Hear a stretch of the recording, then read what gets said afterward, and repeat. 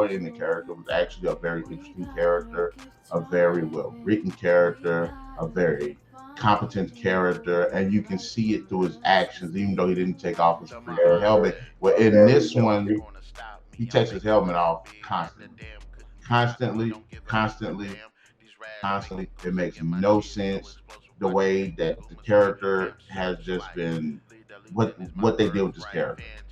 With him taking his freaking helmet off every 5 seconds, it didn't make any sense. And like literally, when he this is how bad he is with taking his helmet off. He will literally put his helmet on, walk 5 feet, and take it right back off. And I'm not lying. He literally does that. That just shows you that they just trying too hard to try to humanize his character, which is weird because if you go to the game, if you look at the games, you can see that you can see the humanity bleeding through the character as the series continues. You see that it picks, especially in part four. Part four is definitely the biggest the biggest arc in terms of delving into who the Master Chief is as a character, as a person, as a Spartan, what direction that you want to just label as a Marine, as a soldier. You see that the humanity within the character bleeds through, especially again with the relationship he has with Cortana. And that's another thing that I think that this series completely misses the mark on is through Kitana. I almost said Kitana, the same Mortal Kombat. Through Cortana, does he find and rediscover that the humanity within him? And this, you know what I'm saying? So it's their relationship that actually explores that a bit more. Yes, you read the books and stuff, you see more of his personality when he's dealing with other soldiers, when he's dealing with the other Spartans, particularly the Spartans that he's close to, or the squad. But there's a certain amount of, uh, I guess you could say, something within the relationship between him and Cortana, which is like a pseudo romantic, but pseudo partnership.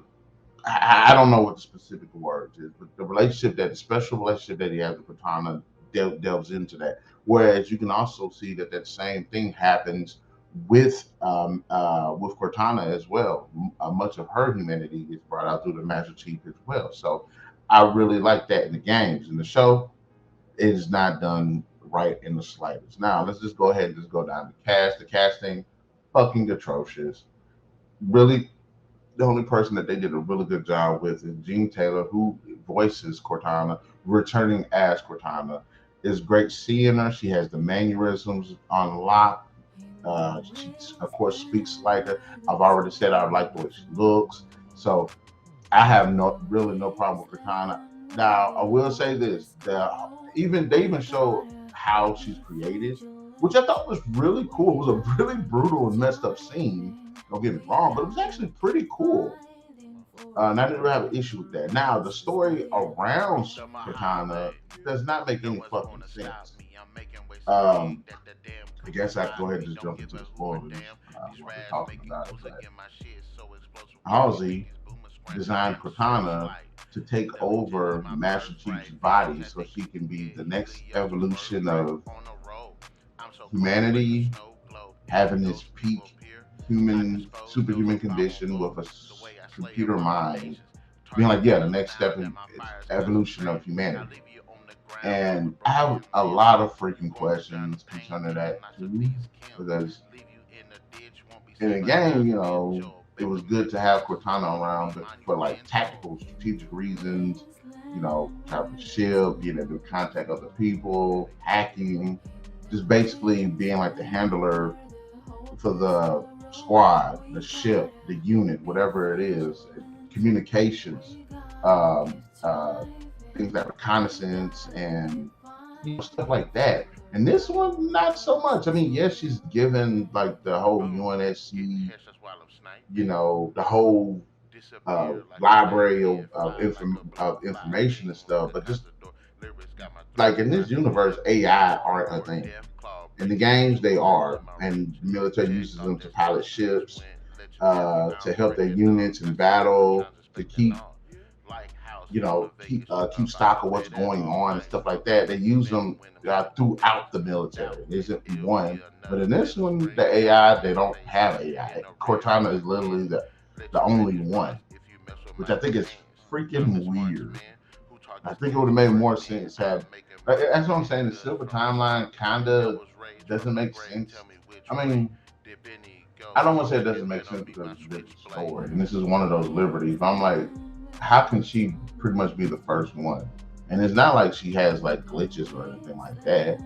She literally just functions. She functions as if she's what ain't a prototype.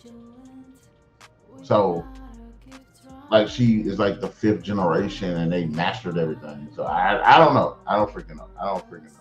I like the portrayal, the look, and the sound of her, but the story around it is fucking dumb. And then just the whole thing between her and Chief in this series is fucking atrocious. Everybody abuses her. She is like the only character that has like common sense, that has like a good personality, that isn't a complete asshole. She ain't an asshole at all, actually. But everybody else, most of the other characters, is freaking just trash. If you look at Halsey, she's an asshole. If you look at Master Chief, he's a fucking asshole. He treats Cortana like shit in this series to the point I'm like, what the? She even, and the thing is, she tries to be his friend. She tries to help him out, tries to give him good advice, and I still don't understand why. Like by the end of the series, I guess they're friends. But at the same time, you're like, there is no reason that she should care about this guy. He's a piece of shit. He he's overly emotional. He's unfucking stable. Which the Master Chief character is just, they completely assassinated this character up in there. But they had a character that was tough, that was confident, that was smart, resourceful, that was reserved, that was just fucking badass, and they just ripped this character apart and I get that they're trying to explore the John path. Kind of like, when you watch Batman, you have you have the Batman movie, you have the Batman persona, then you have the Bruce Wayne persona. And you're like, most of the time you see Master Chief, he's the Master Chief persona, you don't see the man beneath the mask. There is a story to be told with that as well, but the way that this show does it is just fucking trash. I do not, by the end of the first episode, I was done with the character. He's overly emotional, he's fucking stupid, he's immature. The whole storyline with him and his stupid artifact is just garbage. I have no idea. He's just overly whiny. He's literally just stupid. It's not the Master Chief. And again, I'm trying to be objective. Like, okay, I know the Master Chief and things is completely badass. Just like the Batman comic. I read the comic. Batman is badass. He has his vulnerabilities, but he's a badass character. He's competent. And I'd hate to read a comic of him just fucking whining and crying and just bitching and moaning and just acting stupid. And that's what you get here in this series. And even if you could take it out, even if you try to separate it from him being the Master Chief character, just say he's just a badass soldier. He's still fucking trash as a character. As a soldier, you should be more reserved with your actions, be a little bit more thoughtful before you do stuff. In this series, he just acts like a big ass fucking spoiled child. Everything he does is stupid. Everything he says is stupid. And I get, for those who don't know about the UNSC, with the Spartan program, they did some pretty unethical stuff. They kidnapped kids, replaced them with clones, and they basically indoctrinated kids to be soldiers. They beat them. They taught them how to kill, how to fight, how to survive, augmented them. So that way they become super soldiers. A lot of them didn't make it because of the augmentation, because of the mental strains. Some killed themselves. Some run away. But Out of, I forgot what the number was, but I think by the time they had enough Spartans to actually be successful, they actually had successful Spartans. I think it dropped down to like a third of the candidates. But and even then, in the comics and stuff, they handle it a bit better because in this show, this man finds out about his past. He found out when he was 6, he was kidnapped and brought into the Spartan program. And if he was a regular person, I could possibly see him reacting somewhat similar to what's going on here. But as a seasoned veteran with over 20 years of military experience, uh, which this is going to lead to my next point, he reacts like a fucking kid. He throws fits. He doesn't ask the tough questions. He doesn't sit there and try to figure out, okay, let me talk to her. I mean, he eventually has the conversation, but initially you would get the moment, you would have, I can understand the moment of shock. You're like, oh, this shit, it did happen. Okay. But then you would sit there and be like, okay, I got to talk to Halsey about this. Because the way the show puts it is, Halsey is basically at fault for all of it. I mean, she created the Spartan program. She wanted to kidnap the kids. She did all this. None of the other UNSC higher ups know about it, basically. The way the show plays off. Now I'm like, in the source material, all this was green lit all the way to the top. So even though she could have gotten trouble, how she would have gotten trouble for it wouldn't make any sense because of other people that were responsible. Which again, that does play out in the books and games and stuff. But the way that a lot of it goes is like all of this. She basically created the Spartans with no oversight, which is bullshit because she couldn't have got the resources and the laboratory and all of the time and money needed to do it unless she had some form of oversight and they knew about everything that she fucking did. So, and then another thing that doesn't really make any sense with the Master Chief character in this series is he's been indoctrinated since he's 6, and I want to say he's like 30. He looks like he's about in his 30s. I think that's about a fair age. Well, anyways,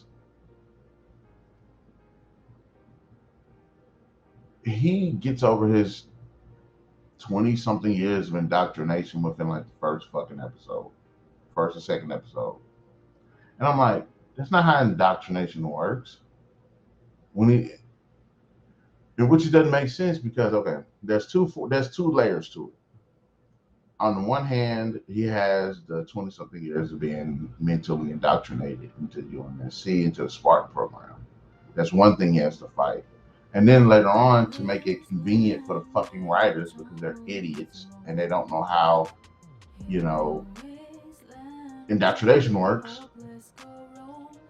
they try to reduce it to him having this emotional chip thing or whatever chip that they had placed in his back to suppress his emotions and shit like that. And I'm like, years of experience in the military teaches you how to suppress your emotions. Why would you need a fucking chip? Well, the chip basically takes away your freedom of thought and your emotions and shit like that. You won't question shit if somebody asks you to do it and stuff like that. And I'm like, couldn't that chip idea just not been a thing and generally have something happen that has him questioning what's going on? One of the biggest examples is if you watch The Force Awakens. And I know a lot of people don't like that film. I do. I'm one of the few that like the trilogy. I do have my reasons, even though there's a lot of shit that they get wrong.